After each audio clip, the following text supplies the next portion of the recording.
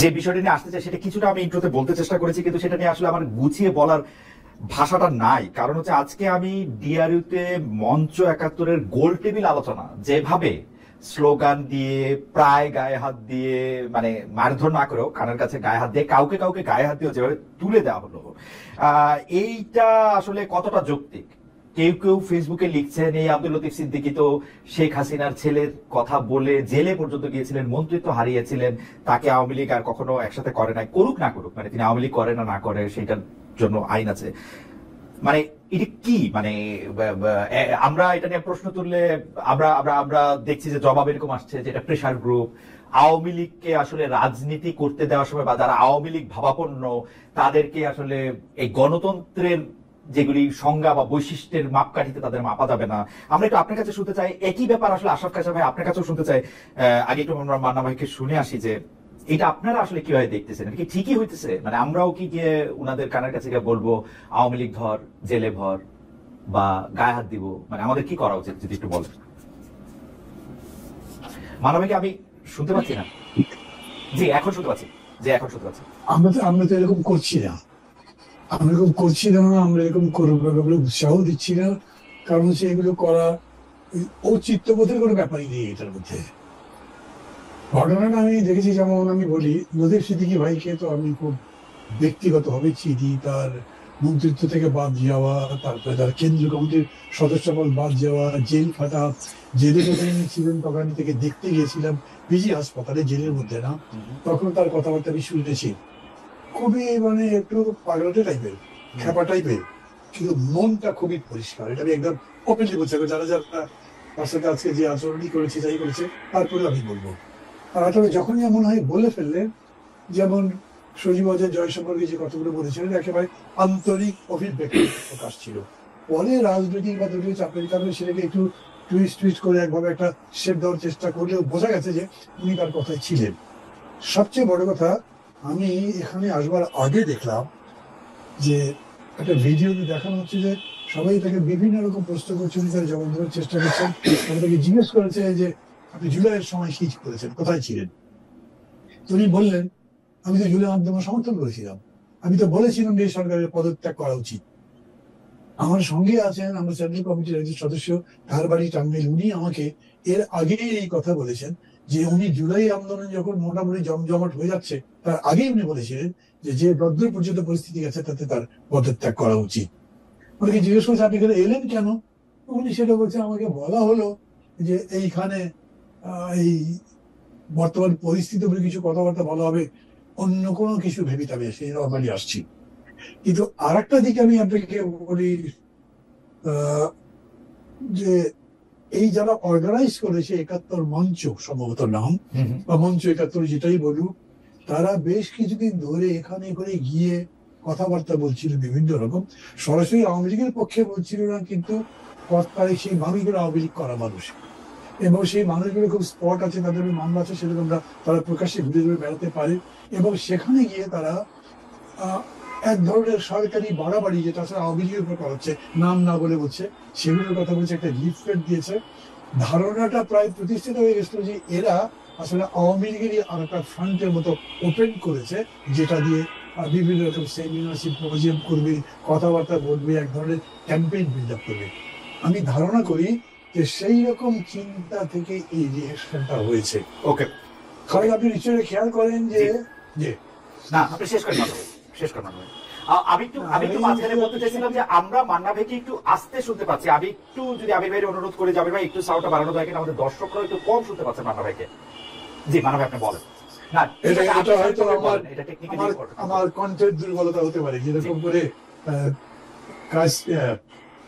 আশরাফ কায়সার বলতে পারবে ওই কণ্ঠ যত বড় শোনা যাবে আমারটা তত বড় শোনা যাবে না। আমার মনে সেকেন্ড পয়েন্টটা ছিল এইরকম যে এই যে, আচ্ছা পয়েন্ট আমি পরে বলি। আমি একটু প্রশ্নটা করি, আমাদের দর্শকরা আপনাকে অনেকে শুনছেন, কেউ আপনাকে বলছে যে আপনার কণ্ঠটা একটু কম শোনা যাচ্ছে, আবার কেউ একটু এইটা বলছে যে আপনার কণ্ঠটা কি বিএনপি রোধ করে দিল নাকি কেউ, সেইটা একটা কথার কথা, আমি সেটা ধরতেছি না। একজন বলতেছিল যে উনার নাম মমিন, উনার কথাটা আমার কাছে একটু পরিধানযোগ্য মনে হচ্ছে, উনার নাম মমিন।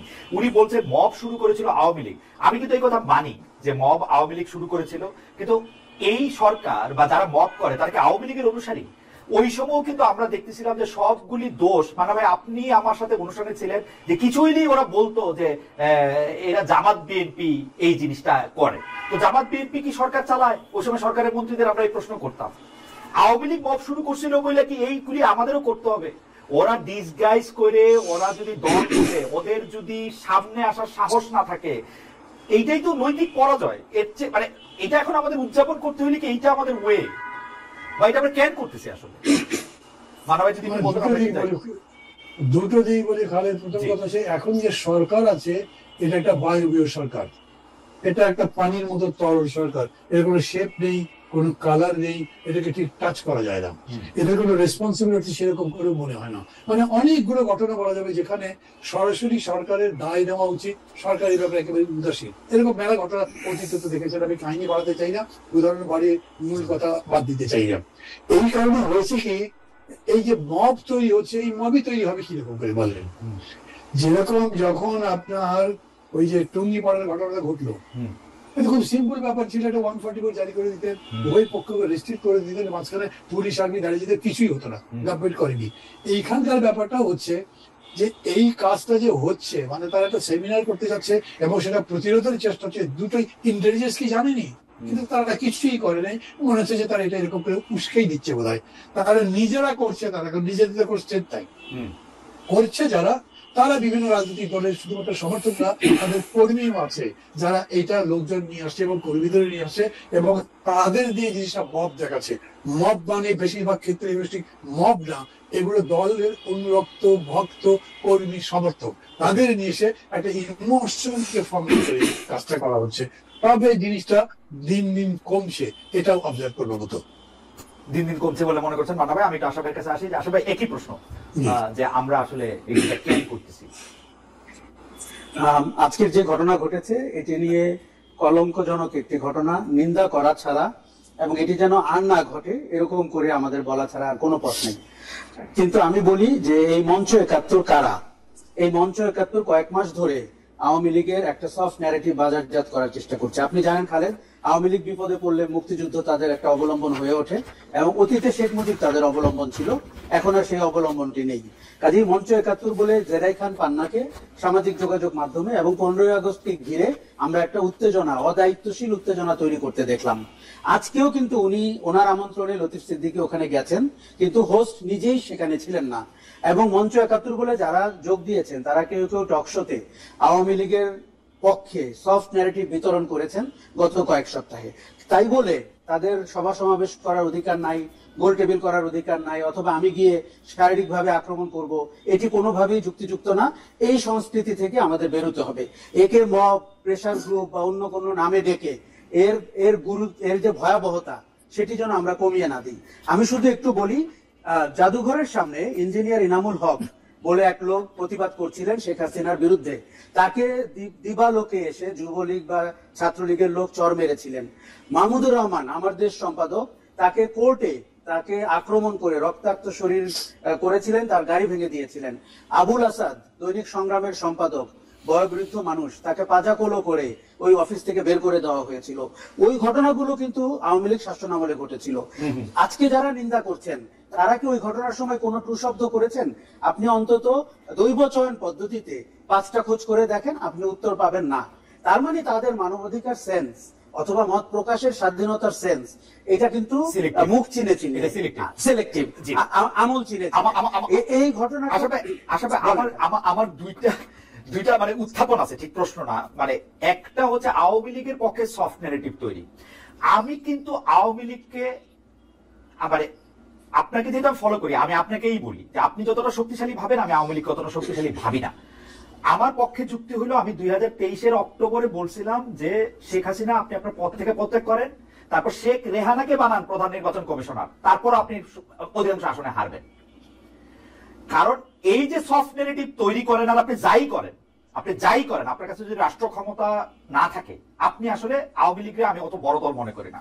ছাত্রলীগ যুবলীগ সম্পর্কে আমি মনে করি ছাত্রলীগ যুবলীগ একটি গালি। ছাত্রলীগ যুবলীগ ওই সময় মাহমুদুর রহমান সাহেবের সাথে কি করছে, আবুল হাসান সাহেবের সাথে কি করছে, এনামুল হক সাহেবের সাথে কি করছে, তারপরে 100 বার ধান কাইটাও 50,000 বার আমাদের পায়ে ধরেও কিন্তু ওরা আমাদের মনে আর আসে না। এটা একটা গালি, প্রতিষ্ঠিত গালিতে পরিণত হয়েছে ছাত্রলীগ যুবলীগ, আপনি যাই বলেন। মানে মানে এইটার ক্ষেত্রে মানে আমরা যখন কাউন্টার নেগেটিভ ধার করে আসা ভাই, বিশেষ করে আমি দেখছি যে আপনি ওপিনিয়ন লিডার হিসাবে আপনি কিন্তু অনেক, আমার আপনার কাছে জানতে ইচ্ছা করে যে এই কাউন্টার নেগেটিভটার তো শেষ তো হইব না। আমরা তো আওয়ামী লীগের এগুলি পামু, তার আগে গেলে আওয়ামী লীগ জাসদের লোকে কি করছে পামু, জিয়াউর রহমান সাহেব বিএনপি প্রতিষ্ঠা করার সময় কি করছে পাইলে এগুলি পামু, আপনি এগুলি আরো ভালো করে যাবেন, মান্না ভাই তো কালা সাক্ষী। এইটা মানে এটা আমরা করবো কিনা, মানে আমি সাজেশন চাইতেছি যে এটা আসলে ঠিক হবে। আমার খালেদ, আমার স্ট্রং সাজেশন হচ্ছে এই পথ অবলম্বন করা যাবে না, এই পথের শেষ হতে হবে। অতীতের দিকে তাকালে আপনার মনে প্রতিহিংসা জাগবে, ক্ষোভ জানবে, হতাশা জাগবে, কিন্তু এইটা কোনো পথ না। আরেকটা জিনিস, যে গৌরবোজ্জ্বল গণ অভ্যুত্থান হয়েছে এবং যে রকম ভাবে পলায়ন করেছেন শেখ হাসিনা এবং তার দুঃশাসন, তারপরে এটি মানানসই না। আরেক তৃতীয় হচ্ছে, যারা এই মব ভায়োলেন্সের সাথে যুক্ত এই লোকগুলো কারা? এই লোকগুলো অদায়িত্বশীল, তাদের গণ অভ্যুত্থানে তেমন কোনো ভূমিকা নাই, তারা একটা ভালনারেবল রাজনৈতিক সময়ের সুযোগ নিচ্ছে। আমি বরঞ্চ বলবো এরা গণ অভ্যুত্থানের বিপক্ষ শক্তি, কেননা গণ অভ্যুত্থানের ভেতর দিয়ে মানুষের মধ্যে যে আশা আকাঙ্ক্ষা জেগে উঠেছিল, এই আইন বহির্ভূত কর্মকাণ্ডগুলো মানুষকে বিভ্রান্ত করছে, বিচলিত করছে এবং হতাশ করছে। কাজেই আমি কোনোভাবেই বলছি না it can continue, it can't. আরেকটা জিনিস হচ্ছে যে আওয়ামী লীগকে আমি অত শক্তিশালী মনে করি না, কিন্তু আমি তাদের কালচারাল হেজিমনি অথবা তাদের সফট ন্যারেটিভ তৈরি করার যে ফ্যাক্টরি, সেটিকে মনে করি। আপনি আজকে খেয়াল করবেন, আজকের ঘটনার পরে সামাজিক যোগাযোগ মাধ্যমে বলা হয়েছে মুক্তিযুদ্ধের উপরে আক্রমণ হয়েছে, মুক্তিযোদ্ধার উপরে আক্রমণ হয়েছে। এখন একজন মুক্তিযোদ্ধা যদি অপরাধ করেন অথবা দুঃশাসনের সঙ্গী হন অথবা ফ্যাসিবাদী শাসনের কলকাঠি নেড়ে থাকেন, তার উপরে আক্রমণ করলে এটা আওয়ামী লীগের একটা চিরায়ত হচ্ছে, এটা মুক্তিযুদ্ধের উপরে। কিন্তু তারা যখন দুঃশাসন করছিলেন তখন কিন্তু বলেন নাই যে মুক্তিযুদ্ধের দুঃশাসন চলছে, তার মানে বেছে বেছে তাদের একটা বয়ান আছে। কিন্তু আশা ভাই এই মুক্তিযুদ্ধের এই দোকানদারি থেকেও তো আমাদের মুক্তিযুদ্ধকে বাঁচাইতে হবে, আওয়ামী দোকানদারি থেকে। কিন্তু আমরা তো উল্টাটা দেখতেছি, আমরা তো দেখি যে এক লোক ডাকসুতে দাঁড়াবে, সে বলবে রশিদ মিনাজ হচ্ছে বীরশ্রেষ্ঠ, মতিউর রহমান হলো হাইজাকার, এবং এটার কেউ প্রতিবাদ করবে না। মানে আওয়ামী লীগের দোকানদারি থেকে তো মুক্তিযুদ্ধ আমাদের বাঁচাইতে হবে। মানে মুক্তিযুদ্ধকে আওয়ামী লীগ দলীয়করণ করে ফেলেছে, তার সব অপকর্মের জন্য মুক্তিযুদ্ধকে সে ব্যবহার করেছে। আপনি খেয়াল করে দেখুন, 1 লক্ষ মুক্তিযোদ্ধা যদি থাকে, আওয়ামী লীগ আমলে 3.25 লাখ মুক্তিযোদ্ধা হয়েছিল। এমনকি আমরা শুনেছি ওই মন্ত্রী নিজেও মুক্তিযোদ্ধা ছিলেন না। এই হচ্ছে আওয়ামী লীগের মুক্তিযুদ্ধের চেহারাটা। আপনার সাথে আমি পুরোপুরি একমত, আওয়ামী লীগের হাত থেকে মুক্তিযুদ্ধকে রক্ষা করতে হবে, কিন্তু এখন যেভাবে চেষ্টা করা হচ্ছে এটা সাংঘাতিক সুইসাইডাল, এবং তাতে করে ওই ন্যারেটিভে বাংলাদেশ ফেরত যাচ্ছে, আওয়ামী লীগের বিকৃত ন্যারেটিভে। কাজেই খুব সচেতন ভাবে খেয়াল করতে হবে এরা আদৌ দেশের পক্ষের শক্তি কিনা, গণতান্ত্রিক রাজনীতির পক্ষের শক্তি কিনা। আমি পরিষ্কার আপনাকে বলে দেই, কিছু ইন্ডিভিজুয়াল তারা পাওয়ার পেয়ে গেছেন, তারা অন্তর্বর্তী সরকারের অংশ, তারা মব ভায়োলেন্সের ক্রীড়ানক, এবং তারা দেশে বিদেশে থাকেন, ইউটিউব পরিচালনা করেন। তারা চান না এই দেশের গণতান্ত্রিক রাজনীতি আবার স্থিতিতে ফেরত আসুক, তারা চান এই অচল অবস্থা চলতে থাকুক, তাহলে তাদের গুরুত্ব তৈরি হবে। তারা কিন্তু অ্যানার্কিস্ট, কাজেই তারা কারো বন্ধু না, এই কথাটা পরিষ্কার বলতে চাই। আশা ভাই আপনার কাছ থেকে এটার আমি আবার একটু মানে এটা আপনি আর একটু ইলাবোরেট করবেন কিনা। আমরা আপনার কাছে, যেহেতু আপনি মত মরল, মানে অ্যানার্কিস্ট আমরা বলতেছি বটে, কিন্তু এখন একটা রাষ্ট্রের যোগাযোগের ছাত্র হিসেবে আমি মনে করি যে রাষ্ট্রের চাহিদা যদি থাকে যে আমি 15 বছর 25 বছর 1500 বছর শোষিত হয়েছি, আমি এখন অ্যানার্কিজমের মধ্যে দিয়ে যাইতে চাই, সবকিছু ভাইগা চড়ে ফেলতে চাই, আমি গিলেটনের মাধ্যমে যাদের মানে পোশাক আশাক তাদেরকে আমি কতল করতে চাই, এইটা যদি হয় আমার মানসিকতা, কারণ আমি বঞ্চিত, এইটারও তো আমি আসলে খুব বেশি কেমনে এটাকে মানা করব, ওইটা জায়গা থেকে আমি আপনার কাছে আসতেছি। মানা ভাই, আমি আপনার কাছে একটু জানতে চাইবো যে আপনি তো অনেক দিন রাজনীতির সাথে সরাসরি যুক্ত, মানে সেটা যদি 40 বছর থেকেও তার চেয়েও বেশি, যদি ছাত্র রাজনীতি এটা কথা। তো আমরা যখন জয়ী হই বা কোনো কিছুর উপরে যখন আমরা জয়লাভ করি, তখন পরাজিতের উপরে আমরা আক্রোশটা কেন দেখাই? মানে পরাজিতর ক্ষেত্রে আমরা কেন এরকমটা দেখাইতে পারি না যে ও আচ্ছা তোরা হেরেছিস, এখন আমাদের থেকে সাজেশন নে, আমাদের কথা মেনে চল, তোদেরকে এটা করে দিচ্ছি, এইটা না হয়ে আমাদের আক্রোশটা কেন থাকে? মানে আমরা তো জিতে গেছি, যেটা মানে পছন্দ করি। মানা ভাই, এটা যদি ধরেন এরকম যদি হয় যে একটা নির্বাচন হয়েছে, একটা পিসফুল নির্বাচন, তাতে একদল জিতেছে আর একদল হেরেছে, তখন এই প্রস্তাবটি করতে পারবেন না। এরকম উদাহরণ বাংলাদেশেই আছে, যে মোটামুটি ভালো নির্বাচন হওয়ার পরে সম্পর্ক ভালো গেছে, অত বড় মানে হুড় হাঙ্গামা হয়নি। কিন্তু যদি এমন হয় যে আগে থেকে সম্পর্কটা খুবই তিতা হয়ে গেছে, একেবারে বিদ্বেষ ধরে হিংসার জায়গায় চলে গেছে, তাহলে জেতার পরে হিংসার ক্রোধ তোলার আকাঙ্ক্ষা সবার মধ্যে হয়ে যায়। এটা মানুষের মধ্যে বোধহয় প্রবৃত্তি। যেমন ধরেন যে ঘটনাটা ঘটেছে 15 বছর ধরে, বিশেষ করে সর্বশেষ বিজয়ের প্রাক্কালে এই 40-45 দিনে মাত্র 40-35 দিনের মধ্যে প্রায় 1,500 লোক মারা গেছে। যেভাবে মারা গেছে এগুলো সব দেখেছে তো, ফলে এইরকম একটা আবেগ, এই একটা ক্রোধ, আক্রোশ জন্মানো খুব স্বাভাবিক। আমি মনে করি এটা নিয়ে প্রশ্ন করলে খুব লাভ নেই। এটা যদি আপনার নিজের ক্ষেত্রে হতো, মানে আপনার নিজের ধরেন কোনো আত্মীয় স্বজন বন্ধু বান্ধবের উপরে এরকম একটা অত্যাচার যদি আপনার নিজের মনে হয়, তখন আপনার মধ্যে এরকম রিয়েকশন হতো, এটা আমি মনে করি। এটাই স্বাভাবিক। জাতিগত সেই বিদ্বেষ হতে পারে, আবার গোষ্ঠীগত হতে পারে, দলগত হতে পারে, সেরকম করে চলছে। এটা তারই বহিঃপ্রকাশ, অন্য কিছু না।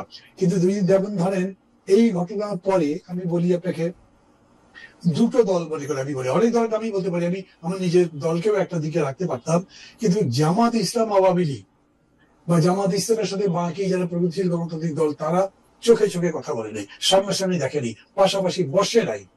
তারা এখন বসেছে, বসবার পরে প্রায় 5 মিনিট ধরে কথাবার্তা বলেছে, এবং সেই কথাবার্তার মধ্যে এরকম হয়েছে, শেষে দেখেন এখন হচ্ছে যে এক পক্ষ আরেক পক্ষ এরকম বলছে যে সে গণতন্ত্র ধ্বংস করার চেষ্টা করছে, সে নির্বাচন বাধাগ্রস্ত করার চেষ্টা করছে।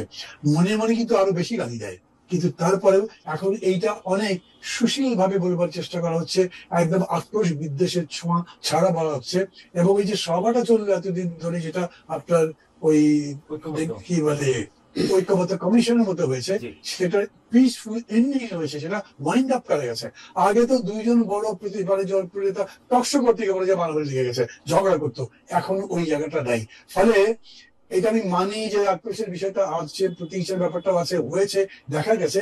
কিন্তু এখন যেটা দেখছেন, এইটাকে যদি আপনি ওইভাবে বলেন, মানে যে মবক্রেসির প্রশ্ন বলেন, এই মবের বেশিরভাগ আমি বলছি একদম একটা অর্গানিক মব নয়, এটা কিন্তু এটা অনেকটা ম্যানুফ্যাকচার মবের মতো, যার মধ্যে দলীয় পরিচয় আছে। আজকে যারা যারা এই কাণ্ডটা করেছে ডিএনইউতে, তাদের মধ্যে অনেক অন্যান্য দলের লোকজন ছিল, তাদের ভূমিকা ছিল, এবং বিভিন্ন জায়গাতে তাদের ভূমিকা দেখা যাচ্ছে। এবং যত জায়গাতে মব তৈরি হয়েছে, আমি নিজে যতখানি খোঁজ খবর নিতে গেছি, আমি দেখেছি জায়গা ভেদে এই মবের বেশিরভাগ পরিচয় দলীয়। এই জন্য এরকম হয়েছে। আর এই দলীয় জিনিস আপনি যদি উস্কাতে থাকেন, তাহলে তো সেরকম হবেই। আর যদি সেটার পেছনে আপনি একটা কিছু পাইয়ে দেবার, কিছু লাভ হবার সম্ভাবনার কথা বলেন, তাহলে তো আরো হবেই। আপনি এটাকে দলীয় বলতেছেন, মানে মানে কোন দলের লোক তারা বা কাদের? না, দলীয় বলছি না, আমি বলছি যে দলের বিবেচনাতেই আসে, কোন কোন দলের উদ্যোগে হয়েছে, দলীয় সামগ্রিক ভাবে তা না। এখন মনে করেন 5টা দলের আক্রোশ আছে, 5টা দলের লোকজনই আসছে, তার মধ্যে কোন দলের বেশি আছে, পার্টিসিপেশন দেখে বোঝা যাচ্ছে যে এই দল বেশি পার্টিসিপেট করছে। আর মত বলতে যাবো, আমার অর্গানিক যদি বলেন, তাহলে তাদের পার্টিসিপেশন খুব হয়েছে বলে আমি মনে করি না। একটু আশাফ ভাইয়ের কাছে আসতে চাই। আশাফ ভাই, আপনি অ্যানার্কিস্টের জায়গা থেকে আপনি একটু বলতেছিলেন, আমার কাছে আমি সরলভাবে বুঝি যে সাপ্লাই হয় হচ্ছে ডিমান্ডের উপর নির্ভর করে। আমাদের ডিমান্ড তো এখন অ্যানার্কিজমের দিকে, তাই না? আর মান্না ভাই যেটা ইঙ্গিত করলো সেটার থেকে, বা যেটা স্পষ্ট বললো আর কি, দল সরাসরি না বললো, দলের একটা উৎসাহ বা মানে একটা আয়োজন ছিল, সেইটার ক্ষেত্রে যদি আপনি একটু মন্তব্য করতেন। আমি প্রথমে বলি ডিমান্ড আছে, কারণ পরিস্থিতি হচ্ছে যে আজ পর্যন্ত 12 মাস পরেও এই যে গণহত্যা অথবা আয়নাঘর, গুম খুন, এর কোনো কিছুই আওয়ামী লীগের কোর নেতৃত্ব, কমান্ডাররা তো বটেই, এমনকি তাদের যারা সমর্থক, শুভানুধ্যায়ী, তাদের মধ্যে আমরা কোনো অনুশোচনা দেখতে পাইনি। কি দেখতে পেয়েছি? জুলাই একটা ষড়যন্ত্র ছিল। কি দেখতে পেয়েছি? জুলাইয়ের ভিতরে জামাত শিবির নেতৃত্বে ছিল, জঙ্গিরা দেশ নিয়ে গেছে, মার্কিন যুক্তরাষ্ট্র সাহায্য করেছে। এই যে ন্যারেটিভটা, এটি এখনো আপনি কলকাতায় যারা পলাতক আছেন, গত সরকারের অপতথ্য মন্ত্রী অন্যান্যরা, তারা কিন্তু একই কথা বারবার বলছেন। তাহলে মানুষের ভেতরে ক্ষোভ সঞ্চার হচ্ছে যে আওয়ামী লীগ অপরাধ করেছে, অপরাধ করে পালিয়ে গেছে, কিন্তু স্বীকার করছে না, অনুশোচনা করছে না। এটি একটা। দ্বিতীয় হচ্ছে, অন্তর্বর্তী সরকারের একটি চরম ব্যর্থতা হচ্ছে গণহারে হত্যা মামলা দেওয়া। আপনি যদি সৃজনশীল অপরাধগুলোকে সৃজনশীল মামলায় আনতে পারতেন, তাহলে 100 বছর গল্প করতে পারতেন আওয়ামী লীগের অপশাসনটি কেমন ছিল, অর্থনৈতিক অপশাসন, রাজনৈতিক ইত্যাদি, এবং মানুষ তখন অনেকটা স্বস্তি পেত যে হ্যাঁ এই লোকগুলোকে তো আমরা ঠিকভাবে বিচার হতে দেখছি। এখন তারা মনে করছে যে এই বিচার সঠিক হচ্ছে না, এবং তারা যে কোনো সময় ফুলের মালা নিয়ে বেরিয়ে চলে আসবেন। জামিন আপনি দেখেছেন যে কেউ কেউ জামিন পেয়েছে, এবং তার নিয়েও যথেষ্ট উষ্মাস ছড়িয়েছে সমাজে। কাজেই এই ডিমান্ডটা বাজারে আছে যে মানুষ কখন আইন হাতে তুলে নিতে চায়, যখন সে ফিল করে যে আইনানুগ পথে কিছু হচ্ছে না, যখন সে এই যে মান্না ভাই বায়বীয় বললো, আমি তো সরকারকে অনেকদিন থেকে অথর্ব সরকারও বলি। আমি ডিমান্ডের কথাটা কেন বলতেছি আশা ভাই, আমি খেয়াল করি মান্না ভাইও অন্য প্রসঙ্গে বক্তৃতা দিতে সময় অন্য জায়গায় এটা বলতেছেন, আপনি তো টেলিভিশনে অনেকবার বলছেন যে ভাই যারা যে মামলায় যে কারণে অভিযুক্ত তাদেরকে এরকম করে একটু কষ্ট করে একটু খাইটা করে একটা মামলা দাও, এই মানে ইন জেনারেল সবার নামে গণহত্যা মামলা টামলা এগুলি দিতেছ, কিন্তু আমরা গণহত্যার বা অন্য কোনো হত্যার মামলার এমন একটা লোককে দেওয়া হচ্ছে যে লোকটার সাথে এই হত্যার সম্পর্ক নাই থাকার কথা, কিন্তু আমরা তো দেখি নাই কেউ এটা প্রতিবাদ করতে। আমি নিজেই শাকিল রূপা কেন 12 মাস ধরে কারাগারে, জামিন কেন হয় না, ওর মেয়ে ফোন করে, আমি ফোন ধরি না, আমার লজ্জা লাগে যে আমার কাছে মনে তো জামিন তো হইতে পারে, শাকিলের সাথে আমার সাংবাদিকতা নিয়ে দ্বিমত থাকতে পারে ওর, কিন্তু ওর নামে হত্যা মামলা, ওদের দুজনের জামিন হবে না, এটা কেমন কথা? এই কথা তো আমিও বলতে পারি না, এই কথা আমি বলতে সময় সাতবার চিন্তা করি। আমার বলবে যে তুমি আইসো হচ্ছে জুলাই মাসে কইছি না, জুলাই মাসে কইছিল খুঁজেও দেখে না। খালেদ, আমি আপনাকে একটা ব্যক্তিগত অভিজ্ঞতা বলি। এই যারা জেলে আছেন তাদের একজনের জামিন নিয়ে আমি একটা পোস্ট দিয়েছিলাম, ব্যক্তির নাম শাহরিয়ার কবির। এখন যেহেতু উনি আমার মেন্টর ছিলেন, একসময় সাংবাদিকতা শিখিয়েছেন, আমি বলেছি যে ভদ্রলোকের অপরাধ, অনুসন্ধান, তদন্ত, বিচার সবই চলুক, কিন্তু তার পারিবারিক ব্যাখ্যা বিশ্লেষণ করে আমি বলেছিলাম তাকে কি জামিন দেওয়া যায় কিনা, এমনকি বয়স বিবেচনায়। আপনি অবাক হয়ে লক্ষ্য করবেন কোনো কমেন্ট আমার মতকে শ্রদ্ধা করেনি, আমাকে নতুন দালাল, সহানুভূতিশীল ইত্যাদি ইত্যাদি শুনতে হয়েছে। শাকিল রূপার ক্ষেত্রেও তাই। আমি মনে করি তাদের জামিনের অধিকার রয়েছে, এবং কিন্তু পাশাপাশি আমি যেটি বলতে চাই, তারা যে অপরাধ করেছেন বা অভিযোগগুলো যা রয়েছে সেই মামলাগুলো যেন সাজানো হয়, তাহলে আমরা জানতে পারবো যে ক্রিমিনালাইজেশন অফ মিডিয়া। অ্যাবসলিউটলি। আমরা আজকে খায়রুল হক সাহেবের নামে হত্যা মামলা না হইয়া যদি আমরা উনার রায় টেম্পারিং এর মামলা, উনি উনার ব্রাদার জাজদেরকে বলছেন কিনা যে তুমি রায়টা এভাবে করে লেখো, এটা যদি আমরা গবেষণা করে বাইর করতে পারতাম, এইটা আমাদের জন্য একটা মাইলস্টোন হইতো। কারণ আমরা কি করলাম, এটা যুগান্তকারী হতো। ধরেন উনি, আচ্ছা আপনি ভাবুন তো, একজন লোক মারা গেছে এবং 432 জন মিলে তাকে মেরেছে। এই যে আপনি কোন আদালতে, আপনি আপনার নিজের যথেষ্ট ব্যাকগ্রাউন্ড আছে, এই মামলা টিকবে? একটি মামলা টিকবে, শুনেন, একটি মামলা টিকবে না। খায়রুল হক কোন ব্যক্তিকে হত্যা করেনি, খায়রুল হক গণতান্ত্রিক প্রক্রিয়াকে হত্যা করেছে। কাজেই খায়রুল হকের বিরুদ্ধে মামলাটা ওইটা হইতে হবে। আমাদের সমস্যা হচ্ছে আমাদের পুলিশ এবং বিচার বিভাগ এই যে সৃজনশীল অপরাধ, এই জায়গাগুলোতে হাঁটতে পছন্দ করে না। আপনাকে আরো তিতা সত্য বলি, এই মামলাগুলো দিয়ে পুলিশ যে নতুন বাণিজ্য করছে, হাসিনার আমলে এক রকমের বাণিজ্য করেছে তারা, এখন আবার অন্তর্বর্তী আমলে, বিপ্লব পরবর্তী আমলে তারা আরেক রকমের মামলা করছে, এবং বিচারালয়গুলোতে, বিশেষ করে নিম্ন আদালতে একই ঘটনা ঘটছে। এবং বিএনপি সেই বাণিজ্যের মানে খুব ভালো পার্টনার হয়েছে, সবগুলি ঢাকার বাইরে নাকি সবগুলি মামলা বিএনপি লোকেরা দিতেছে এগুলি বসে বসে, এবং পয়সা নিচ্ছে স্বাভাবিকভাবেই। আবার সরকার যখন বলে যে জনগণ মামলা দিবে, আমরা কি করব, এটি অত্যন্ত অদায়িত্বশীল। বিশেষ করে আইন উপদেষ্টা যদি এই কথা বলেন, আমাদের শুনতে খুব খটকা লাগে। দেখুন, বিএনপি, জামাত, এনসিপি যেহেতু একটি পার্টি মাঠ থেকে পালিয়ে গেছে, তারা আসলে কেউ প্রস্তুতি ছিল না এই পরিবর্তনের জন্য। শোনেন, জনসভায় কথা বলা সহজ, হাসিনা তুই বিদায় হও, কিন্তু বিদায় হয়ে যাওয়ার আগে আমি তো দোষ দিই হাসিনাকে। 15 দিন সময় দেওয়া উচিত ছিল যে আমি পালিয়ে যাওয়ার সিদ্ধান্ত নিচ্ছি, আপনারা কি করবেন দেখেন, কি ধরনের আলোচনা, ঐক্যমত্য সরকার, তাহলে অন্তত দেশটা কিছুটা স্বস্তি পেত। দেশ স্বস্তি, আমি ক্ষমতায় থাকবো না, দেশ স্বস্তিতে থাকবো, এটা আমার চাওয়া হবে এই পৃথিবীতে। আমি জোকিংলি বলছি, আমি মানে এটা তো মান্না ভাই আরো ভালো বলতে পারবে। বিশ্ববিদ্যালয়ের একটি বিএনপি পন্থী শিক্ষক রিট করছিল হরতাল করা যাবে না বাংলাদেশে, রিট, সেইটা উনি গিয়া ওইটারে পার্শ্বটাশু করে আসলো, এরপর আবার বিএনপি বিরোধী দলে চলে গেল, উনি আর রিট আর ওই আদালতেও দেয় না, ওই মামলা কিন্তু আছে এখনো পেন্ডিং। মান্না ভাই একটু আমাদের কাছে, মান্না ভাই একটু জানতে চাই, মান্না ভাই এই যে এনার্কিস্ট বলা, তারপরে হচ্ছে যে আমরা আসলে এনার্কিটাই চাইতেছি কিনা, এইটাই আমাদের চাওয়া কিনা। আপনি কিছুটা বলছেন যে মানুষের তো আসলে সামনাসামনি কিছু ক্ষোভ, কিছু ক্রোধ তো থাইকাই যায়, কিন্তু আমরা এর থেকে মানে ওভারকামটা কেমনে করবো? দেখেন, আমরা যখন এই কথা বলতেছি তখন একজন মেসেজ পাঠাচ্ছে, খালেদ মহিউদ্দিন, আপনি আওয়ামী লীগকে গণহত্যাকারী দল বলেন, তাদের ক্ষমা চাওয়া উচিত মনে করেন, তাদের সাথে কথা বলতে চান না, ভালো কথা, কিন্তু আপনার কাছে 30 লক্ষ মানুষ হত্যাকারী দল কই ক্ষমা চেয়েছে জানাবেন। মানে এটা শেষটা মানে আমরা আসলে রাজনীতিটা বা মানে এই অংশগ্রহণটা আমরা 5 বছর পরে কই দেখতে চাই? আর ট্রুথ এন্ড রিকনসিলিয়েশনের একটা কথা উঠতেছিল যে তাদের মধ্যে কোনো অনুশোচনা আছে কিনা, তারা এটা একবারও বলছে কিনা, এটা বলার কোনো সুযোগ আমরা দিছি কিনা, সেইটার ব্যাপারটা একটু মনে হয় আমাদের, মানে এটা কোনো ফরম্যাটে তারা বলতে পারতো কিনা, যেখানে তাদের নেত্রী নাকি, আমি জানি না এটা এআই কিনা, তাদের নেত্রী শেখ হাসিনা বলেন যে তিনি এখনো বাংলাদেশের প্রধানমন্ত্রী। মানে এটা খুবই ইন্টারেস্টিং, কিন্তু অনুশোচনা উনি বলতে পারেন, ওনার স্বভাবে এরকম আছে, আমি এটা বিশ্বাস করি। আর একজন বিশ্বাস না করতে পারি, সত্য কথা। আগে আমাকে বলেন, আমাকে কি শোনা যাচ্ছে ঠিক মতো? এখন একটু ভালো শোনা যাচ্ছে। জি মানবী বেটার। আচ্ছা, তাইলে আমি আপনাকে বলি, প্রথম কথা কি জানেন, আমাদের যে বিগিনিং না, মানে বিগিনিং বলছি যে এই অভ্যুত্থানের বিজয়ের মুহূর্ত থেকে যদি শুরু করেন, এটা বিরাট মানে আকাঙ্ক্ষা মানুষের মধ্যে তৈরি হয়েছিল, নিউ বাংলাদেশ। এই নিউ বাংলাদেশ মানে পুরো কোনো অন্যায় অত্যাচার ইয়ে থাকবে না, সবকিছু ভালো হয়ে যাবে।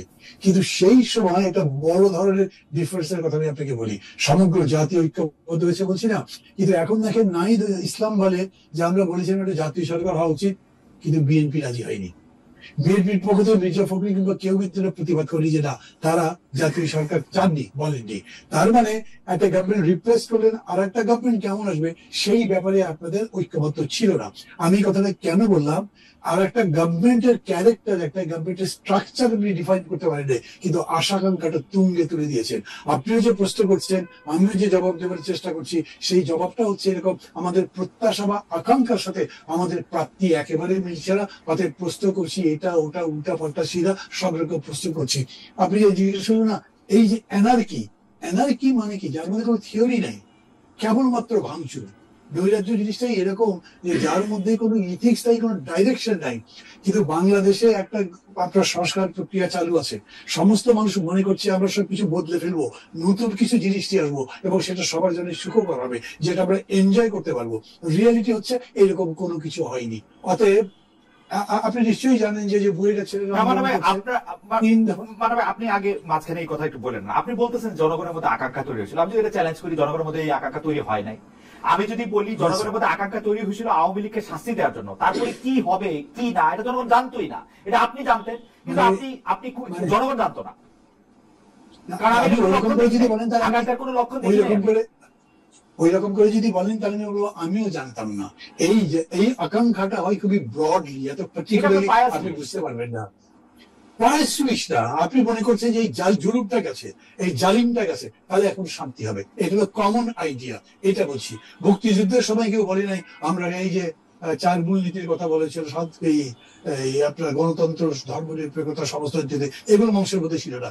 এইখানে ধরে আমরা যেরকম করে বলেছি সেকেন্ড রিপাবলিক, এগুলো মানুষের মধ্যে ছিল না। কিন্তু কমন জিনিস হচ্ছে এই অত্যাচারটা থাকবে না, এই নির্যাতন থাকবে না, এত কষ্ট থাকবে না।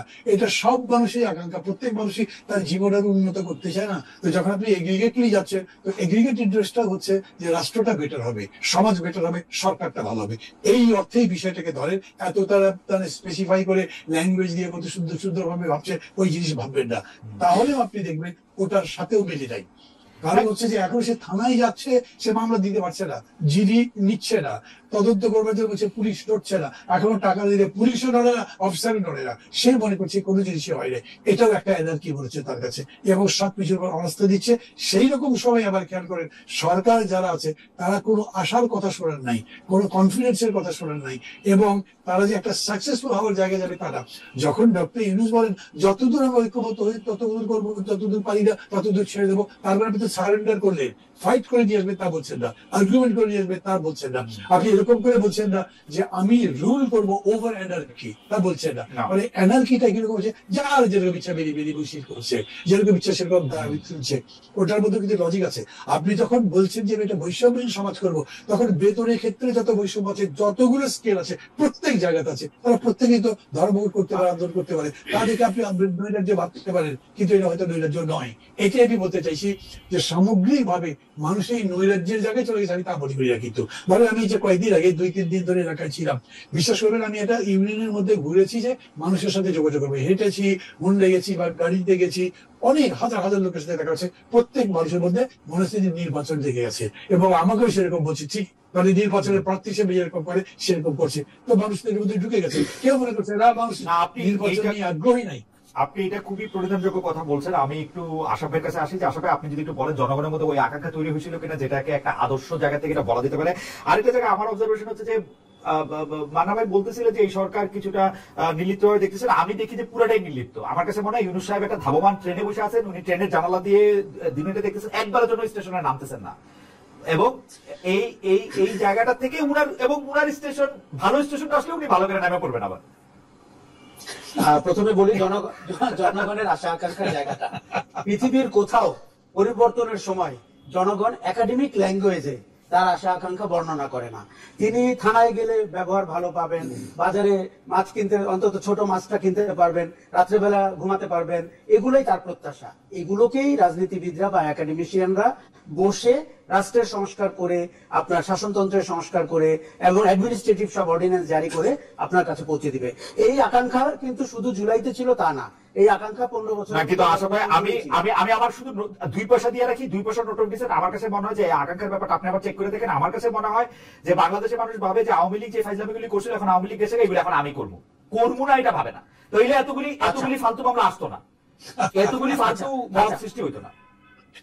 আচ্ছা, প্রথমত হচ্ছে যে আপনি খেয়াল করে দেখবেন যে 36 দিনের আগেও এই যে 3000 মানুষ গুম হয়েছে, তাদের আত্মীয় পরিজন আছে না? তারা নিশ্চয়ই কামনাবাক্যে প্রার্থনা করেছে যে এই সরকার যেন যে কোনো ভাবে বিদায় হয়। কাজে আশা আকাঙ্ক্ষাটা ছিল এরপরে গুম হবে না, আয়নাঘর হবে না।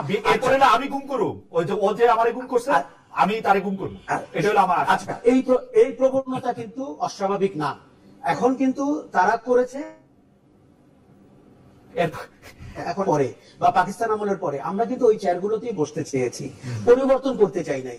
আমরা চেয়েছি যে তাকে স্যার বলেছিলাম, এখন আমাকে স্যার বল। কাজেই পরিবর্তনটি সে নিজের নিয়ন্ত্রণে নিয়েছে। কিন্তু এটা কত অংশ মানুষের মত, এটা তো গুটি কয় মানুষের। কিভাবে? তারা তো ক্ষমতায়নের অংশ না। আমরা গ্যালারিতে আছি, আমরা ক্ষমতার অংশ না। আপনি খেলতেছেন, আমরা গ্যালারিতে হাততালি দিচ্ছি তো। না, নিশ্চয়ই দিচ্ছি। এই কালচারটিরও তো আমরা বলছি যে একটা পরিবর্তন দরকার, যে কারণে আমরা বলছি যে অপরচুনিটিটা কি হাতছাড়া হয়ে গেল কিনা। আচ্ছা, এবার ইউনূস সরকার সম্পর্কে আপনাকে আমি বলি, এটি একটা অভিনব সরকার। একটা ধরেন আগের তত্ত্বাবধায়ক সরকার 3 মাস থাকবে, তাদের মধ্যে আমরা তোড়জোড় দেখতাম। এই সরকারের তো কোনো মেয়াদকাল ছিল না, এখন না হয় নির্বাচনের সময়কাল দিচ্ছে। এটি একটি ধরি মাছ না ছুঁই পানির সরকার, এবং যে নিজে কোনো পানি লাগাবে না, কাদা লাগাবে না, আবার ভদ্রভাবে বলবে বাচ্চারা ঠিক হয়ে যাও, ছেলেরা সবাই লাইনে বসে পড়ো। কিন্তু কেউ যদি না বসে, তার ব্যাপারে তার কোনো অভিমত নাই। এই যে সরকার 3 মাস আগের থেকে বলেছে যে তারা মবকে কঠোর হস্তে দমন করবে, কিচ্ছু দমন করেছে মন্তব্য করা ছাড়া। আপনার আমার প্রিয় দেখেন, আমরা প্রেস সচিবকে এই কথা বলতে শুনেছি। ইতিহাস ঠিক জানে এটিকে মব বলবে না প্রেশার গ্রুপ বলবে। কিন্তু আমরা সরকারটিকে দেখতে চেয়েছিলাম যে সে যেন ফ্যাসিলিটেটর হয়, সে যেন মডারেটর হয়। মডারেটর কিন্তু কখনো কখনো দয়ালু হয়ে উঠলে হবে না। এই যে আপনি যে আজকে রাজনৈতিক দল দুটির কথা, বিএনপির কথা তো আমরা সবাই জানি, বিএনপি বদলেছে কিনা বিএনপির নেতারা বলতে পারবেন, আমরা দেখতে পাচ্ছি না। এমনকি যেই কারণে মানুষের ধরেন আশা আরো কমে গেছে, ইলেকশন হলে তো হয়তো বিএনপি পাওয়ার আসবে, সেই বিএনপি। এটা আমাদের বক্তব্য। দ্বিতীয়ত জামাতকে তো আমরা মনে করছি, জামাত ভাবছে জামাত তো পাওয়ারে আছে, এই জন্য তার নির্বাচনে যাওয়ার দরকার নেই, নির্বাচনে গেলে তো সে অপোজিশন হয়ে যাবে। কাজে কি করে জামাত সচিবালয়ে ঢুকলো, কি করে বিশ্ববিদ্যালয়ের ভিসি হলো, কি করে ডিসি হলো, কি করে এসপি হলো, এটি আপনি আপনি আমার চেয়ে ভালো জানেন। কিন্তু আমি আপনাকে বলি, এই থিওরিতে তো বিএনপির একই অবস্থা। এই যে ডিসি এসপিরা নিজেদেরকে ছাত্রদল যুবদল করে আসা লোক অলরেডি পরিচয় দিতে শুরু করছে। সচিব মধ্যে যেগুলি কি সেক্রেটারি আছে তারা বিএনপির সাথে ঘনিষ্ঠতা প্রমাণ করার চেষ্টা করছে। বিএনপি মাঠ পর্যায়ে অলমোস্ট দখল নিয়ে নিছে। আপনি ইউনিয়ন পরিষদে ফোন করলে দেখবেন টিএনও সাহেবের সামনে 2টা বিএনপির গুন্ডা না, মানে বিএনপির ভদ্রলোক বসে আছে। তো এই বিএনপির ভদ্রলোকদের জন্য তো টিএনও সাহেবরা সত্যি, আমি বিসিএস একাডেমিতে সাথে আমার একটা যোগাযোগ আছে এতদিন পরেও, তো ওরা আমাকে কিন্তু বলে যে বিএনপির ভদ্রলোকদের জন্য, ভদ্রমহিলাদের জন্য এবং এনসিপির এবং জামায়াতের কিন্তু তারা পরিমাণে কম। তো বিএনপির তো মজা, বিএনপির তো মজা না। আপনাকে আমি বলি, এই এই সংস্কৃতিটা হচ্ছে তার পুরনো ছবি, তার পুরনো সার্টিফিকেট, তার কোনো একটা আত্মীয়, এগুলো ঘষা মাজা করে আপনার ঈদের আগে যেরকম বাস নামানো হয় না রংচং করে, সেরকম করে রাজনীতির পরিচয় কিন্তু মানুষ বের করছে। কোথায় তার সাথে বিএনপির কোন একটা জেলা পর্যায়ে বা উপজেলা পর্যায়ের লোকের পরিচয় আছে। একই ঘটনা জামাতের। এই যে দলটি যে তাকে সক্রিয় বলতো সৎ লোকের শাসন, কিন্তু তার কোনো ছিটে ফোঁটা আমরা এখন দেখতে পাচ্ছি না। তার মানে আপনি কি বুঝতে পারছেন যে হাসিনা খারাপ ছিল, আওয়ামী লীগ খারাপ ছিল, কিন্তু নির্বাচনের ভেতর দিয়ে যারা সরকারে আসবে তাদের সংস্কৃতি কি? এই জায়গাটিতে কিন্তু মানুষ আরো বেশি আগামীতে আশাহত হবে। এবং আমার মনে হয়েছে যে এই সংস্কৃতির পরিবর্তন না করলে আপনি বাংলাদেশে দেখেন, আপনি বারবার বলছেন যে আমরা পুরনো অপকীর্তি ভুলে যাই, দুঃশাসন ভুলে যাই, প্রতিহিংসা পরায়ণ না হই। সামনে তাকানোর জন্য তো আপনার একটা সুন্দর চিত্র লাগবে, সেই চিত্রটিকে আমরা ক্রাফট করতে পারিনি। আচ্ছা, আমি একটু মানবের কাছে আসি, কারণ এটা একটা নতুন প্রসঙ্গ, এটাতে আমরা একটু আশা ভাইয়ের কাছে আসবো। কিন্তু আমি কিন্তু মানে যারা এই জুলাইতে মারা গেছেন, যারা এখন আহত আছেন, যাদের এক পা নাই, এক চোখ নাই, এক মুখ নাই, বাচ্চা নাই, অনেক রকম ট্রমার মধ্যে যারা গেছেন, বা যাদের কেউ মারা যায় নাই, শুধু জানালাদের দেখছেন কি হইতেছে, তাদের সাথে আমার একটা কথা হয়, তারা কিন্তু 15-20 দিন, 25 দিন, 30 দিন পর্যন্ত স্বাভাবিকভাবে খাওয়া দাওয়া করতে পারেন নাই। মানে যারা টিভিতে দেখছেন তারাও কিন্তু এটার মধ্যে, আমি মনে করি বিচার হওয়া উচিত। কিন্তু আমরা এই বিচারটা প্রতিষ্ঠা করাই জুলাই স্পিরিট আমার কাছে, বিচারটা প্রতিষ্ঠা করা, এই গণমামলা না দেওয়া, মব না করা। আমি মান্নাবের কাছে যেটা জানতে চাই যে মান্না ভাই, আপনি জানেন যে তত্ত্বাবধায়ক সরকার বাতিল করে দেওয়া যে রায়, সেটা রিভিউ করার জন্য আবেদনের শুনানি হয়েছে। সেখানে আমাদের চিফ জাস্টিস বিচারপতি সৈয়দ রেফাত আহমেদ আবেদনকারী যে পক্ষ আছে সেটা আইনজীবীর কাছে প্রশ্ন করছেন যে ত্রয়োদশ সংশোধনী যদি আমি পুনরুচ্চিত করা হলে তা কখন থেকে ইনভোক বা বাস্তবায়ন হবে। আমি যে ডক্টর মোহাম্মদ ইউনূস সরকারকে বলতেছি যে ওরা আসলে ট্রেনের জানালা দিয়ে সুন্দর বাংলাদেশটা দেখতেছে, ধাবমান বাংলাদেশকে দেখতেছে, নামতেছে না, এসি ঠিক আছে এখানে, এখন ওই সরকারেরই 5 বছর থাকার জন্য, কারণ তিনি তত্ত্বাবধায়ক সরকার হলে ওরা তো আর 3 মাসের সরকার না, ওরা শেখ হাসিনা রেখে যাওয়া সময়টাই কি ওরা থাকার জন্য এইটা লক্ষ্য, না কি মনে হয়? মানে এই ক্ষেত্রে কি হবে আসলে? আমি কিন্তু সাংবিধানিক অবস্থাটাও বুঝি না। যেমন এইটা রিভিউ না করলেও এখন তো ত্রয়োদশ সংশোধনী বহাল, তার মানে আপনি তত্ত্বাবধায়ক সরকার ব্যবস্থার মাধ্যমে আপনি নির্বাচন দিবেন 90 দিনের মধ্যে, তাহলে ওর লেজিটিমেসি কি থাকে ওদের সংবিধানের মাধ্যমে ক্ষমতাটা নিছে? মানে আমি বলতেছি ইউনূস সরকারের এটা কি একটা পেঁয়াজ গোছ আছে ভবিষ্যতের জন্য, নাকি অবশ্য পেঁয়াজ থাকলেই কি আয়সা বলবে অতীতের সব কাজ ঠিক আছে, প্রবলেম তো নাই নাকি? আপনি প্রশ্ন তুলে নিজে জবাবটা দিয়ে দিয়েছেন। আমি না এর চেয়ে বেশি জানি যে তা না। আমার কাছে এরকম মনে হয়েছে যে মানে এই অন্তর্বর্তী সরকার যে এতদিন আছে তার লেজিটিমেসিতে একটা প্রশ্ন আছেই। আপনি এখন তত্ত্বাবধায়ক সরকার মানলেন, সেটা কবে থেকে কার্যকর হবে সেই রায়ের উপরে তো এই গভর্নমেন্টের ভ্যালিডিটি, লেজিটিমেসি সবই ডিপেন্ড করে। অতএব তারা এই জায়গাতে ওয়ার্ল্ড আছে, তারা এই কারণেই অ্যাপিলটা করেছে যাতে ইমিডিয়েটলি এটা কার্যকর করা না হয়। তারা নির্বাচন দিয়ে দেবে, তারপরে তার মানে এই ইলেকশনের পর থেকে যাতে তত্ত্বাবধায়ক সরকার ব্যবস্থা চালু হয়, এটাই বর্তমান সরকার চায়। আপনি ক্ষমতায় থাকলে, এই উপদেষ্টা পরিষদের মধ্যে থাকলে আপনি সম্ভবত তাই চাইতেন, তাতে কোনো বিকল্প নাই, তার কাছে কোনো বিকল্প নেই, আমার কাছে কোনো সমস্যা নাই। এখন যদি অন্তর্বর্তী সরকার কিংবা তত্ত্বাবধায়ক সরকারে আসে 3 মাস পরে নির্বাচনে, আমার ক্ষতি কি আছে? এই সরকারের বদলে নতুন আরেকটা সরকার, সেই সরকার তত্ত্বাবধায়ক হবে যেহেতু, অতএব সেই সরকার কোনো পক্ষে যাবে না, সেটা ভালো নির্বাচন করে আশা করতে পারি, তার কাছে আমি থাকতে পারি। কিন্তু এইটা এই সরকারের জন্য তার বাঁচাবার প্রশ্নে, তার লেজিটিমেসির প্রশ্নে যে বড় প্রশ্নটা তৈরি করছে, সংকট তৈরি করছে, তার কারণে তাদের পজিশন এরকমই হবে। আমি যতদূর বুঝি ততদূর বুঝতে বললাম। কিন্তু মানা ভাই, আমি ঠিক আছে এইটা আশরাফের কাছে যাওয়ার আগে আপনি কি এক লাইন এটা বলবেন যে আমাদের উপদেষ্টারা ডক্টর ইউনূস সহ তারা সবাই বলেন যে তাদের যেহেতু আর কোনো নির্বাচন করার শখ নাই, বেশি দিন থাকার শখ নাই, তারা সবাই তো স্ব ক্ষেত্রে অনেক ভালোই ছিলেন, তারা এখানে আসতেছেন দেশের জন্য একটা সার্ভিস করার জন্য, সেই সবই ঠিক আছে, কিন্তু যেহেতু তাদের কোনো কিছু কাউকে দেখানোর নাই, সেই জন্যই কি তারা একটু এরকম নির্লিপ্ত, মানে যেটা ভালো মনে করেন সেটা করলেন? মনে করেন আজকে যদি মনে করেন যে মানে প্রায়োরিটিটা ওইভাবেই ঠিক করলেন, আজকে যদি মনে করেন যে প্রায়োরিটি হচ্ছে গ্রামীণ ইউনিভার্সিটি দেওয়া, ওইটা দিলেন। আজকে যদি মনে করেন যে প্রায়োরিটি হচ্ছে যে একটা বিদেশে লোক পাঠানোর একটা কেন্দ্র করা, ওইটা করলেন। ব্যাপারটা কি এরকম? এইটা তো ঠিক, ধরেন যে যারা এখানে আছেন তারা, আমি মনে করি তারা প্রাথমিকভাবে এক ধরনের ড্রিম নিয়ে আসছিলেন। যেটা ডক্টর ইউনূসের কথা, যেটা নাহিদ হাসান বাইরে এসে বললেন যে উনি পদত্যাগ করেছেন বা করবেন, সিদ্ধান্ত নিয়েছেন, তারপরে আবার আমাদের সবাইকে ডাকলেন না, তখন তার সাথে আমি কথা বলেছিলাম। তখনই বলছেন যে না, আমি তো সিদ্ধান্ত নিয়েছি যে আমি থাকছি, আমি যাচ্ছি না। Why did you do that? এটা আপনি ভাবলেন কিভাবে, সেটা ব্যাখ্যা গিয়েছেন। তখন তিনি বলছিলেন যেটা করবো বলে এসেছিলাম সেটা তো করতে পারছি না। সেটা কি করতে চেয়েছিলেন? সংস্কার ইত্যাদি ইত্যাদি। কিন্তু সংস্কার আপনি করে যদি না যেতে পারেন, তাহলে পরে যারা আছে তারা করতে পারবে। উনি তখন জবাব দিলেন না। তার মানে আপনি ধরে নেন এরা উনি সহ তারা যে ড্রিম নিয়ে যে আশা নিয়ে আসছিলেন সেটা বাস্তবায়ন করতে পারছেন না। কেন, তার ব্যাখ্যা বহুভাবে দেওয়া যায়, কিন্তু বাস্তবটা হচ্ছে যে অবজেক্টিভ রিয়েলিটিটা প্রিভেইল করে সেটার উপরে তারা যেতে পারছে না, সেটাকে কন্ট্রোলে আনতে পারছে না। তার মানে হচ্ছে যে তারা আইদার এটার সাথে কম্প্রোমাইজ করছে অথবা এটাকে যারা ডিক্টেট করে তাদের সাথে কম্প্রোমাইজ করে পরের দিকে যাওয়ার চেষ্টা করবেন। অথবা ডক্টর ইউনূসের কথা খুব ক্লিয়ার, উনি যেদিন ফ্রান্স থেকে এসে নেমেছিলেন এয়ারপোর্টে বলেছিলেন আমার কথা শুনতে হবে না, যদি শোনেন কালকে আমি আবার চলে যাবো। আশরাফের কাছে একটু আসি। আশরাফ ভাই, বাংলাদেশ একটা খুব অদ্ভুত দেশ, যে যেটা করতে চায় এটা সে করতে পারে না, আবার এটা পদে থাকে। আমি ওই যে ডেইলি স্টারের যে সম্পাদক মাহফুজ আনাম সাহেব, মাহফুজ ভাইকে আমি ইন্টারভিউ করছিলাম জার্মানিতে, উনি বলতেছেন যা লিখতে চাচ্ছি তা লিখতে পারছি না, যা করতে চাচ্ছি তা করতে পারছি না। তাহলে আপনি আসেন কেন ভাই তাহলে এই পদে? তো ডক্টর মোহাম্মদ ইউনূস নাকি যা করতে চাইতেছে তা করতে পারে না। মান্না ভাই এটা যে বলছেন এটা আমি বুঝি উনার, কিন্তু তাহলে উনি আসেন কেন? তাহলে উনি না থাকলেও বা কি হবে? এইটাও একটা প্রশ্ন। এই প্রশ্নের সঙ্গে যে প্রশ্নটা হচ্ছে বিচারপতি সৈয়দ রেফাত আহমেদের যে প্রশ্নটা আইনজীবীর কাছে করছিলেন সরকার কতদিন থাকবেন সেটা নিয়ে যদি একটু করতেন। আমাদের আজকে জরিপটার আবির ভাই আমাকে দেয় নাই, সেজন্য আমি মোবাইল ফোন থেকেই বলি যে আমরা একটা জরিপের জন্য দর্শকদের কাছে মন্তব্য করছিলাম যে তত্ত্বাবধায়ক সরকার নিয়ে দীর্ঘমেয়াদী সমাধান চায় আপিল বিভাগ। এই মন্তব্য করছেন প্রধান বিচারপতি সৈয়দ রেফাত আহমেদ। আমরা দর্শকদের কাছে জানতেছিলাম যে প্রিয় দর্শক এর স্থায়ী সমাধান মিলবে কিনা।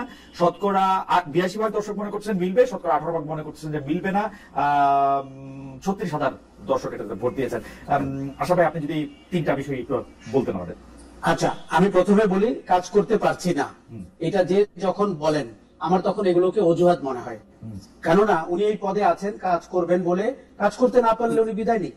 আমি গত 15 বছরে, আমি যেহেতু গণমাধ্যমের সাথে যুক্ত, অনেক সাংবাদিককে শুনেছি প্রেশার, কখনো ভালো করে বুঝতে পারিনি।